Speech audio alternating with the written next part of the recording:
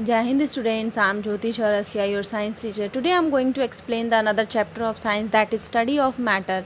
In this chapter we will study about matter and the different forms of matter. So we will start with what is matter. Matter is everything around you, यानी कि हमारे चारों तरफ जो भी चीज़ें हैं उसे हम मैटर कह सकते हैं. Matter is a term for any type of material. Matter is anything that has mass and take up space. कोई भी चीज़ मैटर हो सकती है अगर उसका कोई मास हो यानी वेट हो और स्पेस कवर करती हो यानी कि जगह घेरती हो. There are 3 form of matter, that is solid, liquid and gas. Wooden box, table, chair, they all are the example of solids. Water, oil, milk, kerosene, they all are the example of liquids. Smoke, air and water vapor are all in the gaseous form. ये सारे gaseous form में होते हैं. Any form of matter, whether solid, liquid or gas, they all are made up of tiny particles called molecules. यानी कि चाहे वो matter का कोई भी फॉर्म हो, कोई भी रूप हो, चाहे सॉलिड हो, लिक्विड हो या गैस हो, ये सारे छोटे छोटे पार्टिकल्स से मिलके बने होते हैं जिन्हें हम मॉलिक्यूल्स कहते हैं. मॉलिक्यूल्स जो होते हैं और छोटे छोटे पार्टिकल्स से मिलके बने होते हैं जिन्हें हम एटम्स कहते हैं. यानी एटम किसी भी मैटर का सबसे छोटा यूनिट होता है, सबसे छोटा फॉर्म होता है. Now we will study about the structure of matter. Topic is the molecules. Many small particles combine together to form a matter. यानी किसी भी मैटर यानी किसी भी मटेरियल को बनाने के लिए छोटे छोटे पार्टिकल्स कंबाइंड होते हैं, तब जाकर वो मैटर बनता है. Molecules are too small to be seen with naked eyes. यानी मॉलिक्यूल्स जो होते हैं वो बहुत छोटे होते हैं, इनको हम नेकेड आइज़ से नहीं देख सकते. Different kind of matter has a different constitution of different kinds of molecules. यानी कि हर एक मैटर होता है जो अलग अलग काइंड के, अलग अलग तरह के मॉलिक्यूल से मिलके बना होता है. जैसे कि आयरन नेल यानी लोहे की कील जो होती है वो अलग मॉलिक्यूल से मिलकर बनी होती है. लकड़ी का जो फर्नीचर होता है वो अलग मॉलिक्यूल से मिलकर बने होते हैं. शुगर अलग मॉलिक्यूल से मिलकर बने होते हैं. सॉल्ट जो होते हैं अलग मॉलिक्यूल से मिलकर बने होते हैं. तो सारे जो मॉलिक्यूल्स होते हैं अलग अलग मैटर्स के वो डिफरेंट होते हैं. Our next topic is the atoms. Atoms are building blocks of matter. They can be called a unit of matter. यानी इन्हें किसी भी मैटर, किसी भी मटेरियल का यूनिट, इकाई यानी सबसे छोटी इकाई कहा जाता है. Atom combine together to make molecules. यानी कि जब एटम्स आपस में कंबाइंड होते हैं, जुड़ते हैं, तो मॉलिक्यूल्स बनता है, और मॉलिक्यूल्स जब आपस में कंबाइंड होते हैं तो कोई मैटर बनता है. All the objects like a bag, pencil, toffees, cloth, utensil, even a man or all are made up of atoms. यानी हम सभी जो भी हमारे चारों तरफ की चीज़ें हैं वो एटम से मिलकर बनी होती हैं. Our next topic is the elements. An element is a pure and chemically simplest substance consisting of one type of atom and can't be broken down to form new substance. यानी कि element हम उस substance को कह सकते हैं जो किसी एक टाइप के एटम से मिलकर बनी हो और उसको हम ब्रोक ना कर सकें, यानी और पार्ट्स में ब्रोक ना कर सकें और न्यू फॉर्म उसका नहीं मिल सके, उसका न्यू कोई सब्सटेंस नहीं मिल सके.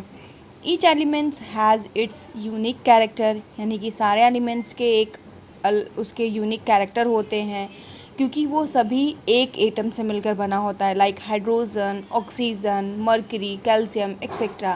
These are the elements. Our next topic is the compounds.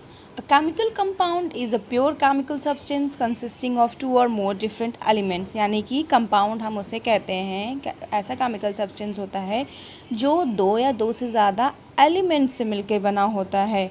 जैसे कि वाटर का जो फार्मूला होता है वो H2O होता है. यानी कि H for hydrogen and 2 after the H shows that there are 2 hydrogen atoms. यानी कि हाइड्रोजन के 2 एटम्स हैं और ऑक्सीजन के 1 एटम्स होते हैं. ये एलिमेंट्स मिलकर वाटर बनाता है. जो भी मैटर हमारी यूनिवर्स में पाया जाता है वो 3 स्टेट्स में होता है. सॉलिड, लिक्विड या फिर गैस फॉर्म में होता है वो. So let us discuss about solids. Solids are those things which have a definite shape and volume. यानी कि सॉलिड हम ऐसी चीज़ को कह सकते हैं जिसका एक प्रॉपर शेप हो और वॉल्यूम हो, यानी कि निश्चित शेप और आकार हो और वॉल्यूम हो। They do not change their shape और वॉल्यूम अंडर नॉर्मल कंडीशन, यानी कि किसी भी नॉर्मल कंडीशन में वो अपने शेप और वॉल्यूम को चेंज नहीं करते हैं। जैसे कि अगर हम कोई वुडन फर्नीचर है, तो वुडन फर्नीचर क्या है, सॉलिड है, इसको नॉर्मल कंडीशन में क्या इसका शेप चेंज हो सकता है, वॉल्यूम से चेंज हो सकता है, नहीं, ये नॉर्मल कंडीशन में अपने शेप को चेंज नहीं करते हैं। जो सॉलिड्स के मॉलिक्यूल्स होते हैं वो बहुत क्लोजली पैक्ड होते हैं, पास पास होते हैं, इनमें इंटरमॉलिक्यूलर फोर्स जो होता है वो ज़्यादा होता है, जिसकी वजह से जो सॉलिड के पार्टिकल्स मॉलिक्यूल्स होते हैं वो फ्लो नहीं करते हैं। दे स्टे क्लोजली पैक्ड, यानी कि ये क्लोजली पैक्ड रहते हैं। This is why solids are hard and they are definite shape and volume, इसलिए सॉलिड्स जो होते हैं वो हार्ड होते हैं और डेफिनेट शेप यानी एक निश्चित शेप और वॉल्यूम के होते हैं। जैसे कि iron, wood, stone, plastic, glass etcetera are solids.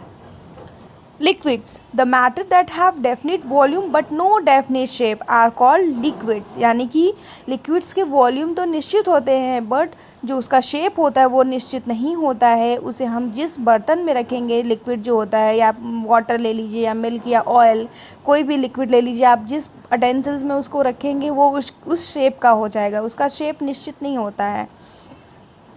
इसीलिए जो लिक्विड के मॉलिक्यूल्स होते हैं वो क्लोजली पैक्ड नहीं होते हैं। लिक्विड्स के जो मॉलिक्यूल्स होते हैं वो मूवमेंट करते हैं, जिसकी वजह से ये दे कैन फ्लो, यानी कि अगर हम वो हमारे कहीं पे हम लिक्विड को गिराते हैं तो वो क्या होता है, फ्लो करके एक जगह से दूसरी जगह तक जाता है। जैसे कि water, milk, petrol, oil etcetera, these are the liquids. Our next state of matter is the gases. Matter that has no definite shape और वॉल्यूम इज़ कॉल्ड गैस, यानी कि ऐसा मैटर जिसका ना ही कोई निश्चित शेप हो, आकार हो, ना ही वॉल्यूम हो, उसे हम गैस कहते हैं। The gas takes the shape and expand to take up the entire volume of the container it is placed in, यानी कि किसी भी गैस मटेरियल को अगर हम किसी भी कंटेनर में रखते हैं तो उस कंटेनर में वो पूरी तरह से फैल जाता है। इनके बीच के जो इंटरमॉलिक्यूलर फोर्स होता है वो बहुत ही लिमिटेड होता है, बहुत ही कम होता है। जो गैसेस के मॉलिक्यूल्स होते हैं वो इंटरडिपेंडेंट होते हैं एक दूसरे पर। जैसे कि जब हम परफ्यूम या डीओ को स्प्रे करते हैं तो वो पूरे रूम में उसकी खुशबू आने लगती है, क्योंकि उसमें गैस होता है और वो गैस जो होता है वो फैलने लगता है, एक्सपैंड होने लगता है और उसकी खुशबू पूरे रूम में आने लगती है। जैसे कि these are the some example of gases: oxygen, hydrogen, water vapor, nitrogen. These are the example of gases. Now the next topic is the change of state, यानी कि जो हमने मैटर के 3 स्टेट के बारे में पढ़ा, सॉलिड, लिक्विड और गैस, इनमें चेंजेस कैसे होते हैं। जैसे कि जब हम किसी सॉलिड को हीट कर रहे हो तो वो लिक्विड में कन्वर्ट हो जाता है, लिक्विड को हीट करते हैं तो वो गैस के फॉर्म में कन्वर्ट हो जाता है। रिवर्स अगर इस प्रोसेस को करते हैं, यानी कि गैस को जब हम ठंडा करते हैं तो वो लिक्विड के फॉर्म में कन्वर्ट होता है और लिक्विड को जब ठंडा करते हैं तो वो सॉलिड के फॉर्म में हो जाता है। जैसे ये कैसे होता है, व्हेन आइस अब्जॉर्ब हीट, यानी कि जब हम आइस को बाहर निकालते हैं, उसको हीट मिलती है तो वो किस में कन्वर्ट हो जाता है, वाटर में कन्वर्ट हो जाता है। और वाटर को जब हम बॉयल करते हैं गैस पर तो वो उसमें से वाटर वेपर निकलता है, यानी कि तो वो गैस फॉर्म हो गया वाटर का। और जब हम उस वाटर वेपर को कूल करेंगे तो वो वापस वाटर में कन्वर्ट होगा और उस वाटर को हम फ्रीज करेंगे, यानी कि रेफ्रिजरेटर में रखेंगे तो वो वापस से आइस के फॉर्म में कन्वर्ट हो जाएगा। तो ये these are the changes of state, because ice is a solid form of water, water is a liquid form and water vapour is a gaseous form. There are 2 types of changes, that is physical change or temporary change and permanent or chemical change. Let us discuss about chemical change. Chemical change is a change when the new substance is permanent in nature, यानी कि chemical change यानी ऐसा बदलाव होता है जो उससे हमेशा नया सब्सटेंस मिलता है हमें, जो कि परमानेंट होता है। जैसे कि और हम जो ओरिजिनल मटेरियल होता है या मैटर होता है वो ख़त्म हो जाता है, हमें उसकी जगह एक नया सब्सटेंस, ये नया मैटर फॉर्म करता है। इस चेंज को हम केमिकल चेंज कहते हैं और ये इरिवर्सिबल है, यानी कि वापस से हम ओरिजिनल मैटर को पा नहीं सकते हैं। जैसे कि बर्निंग ऑफ वुड, यानी कि अगर हम लकड़ी को जला देते हैं तो वापस से हम लकड़ी नहीं पा सकते, हमें ऐश ही मिलेगा, राख मिलेगा। और पेपर और कैंडल को जब हम जलाते हैं तो भी these are the some example of chemical change. Now next topic is the physical change.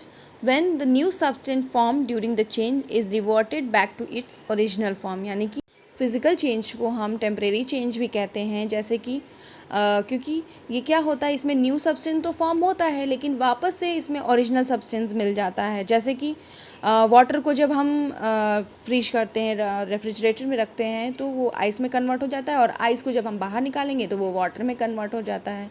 तो ये चेंज जो होता है फिज़िकल चेंज कहलाता है. So this is the first part of the chapter, study of matter.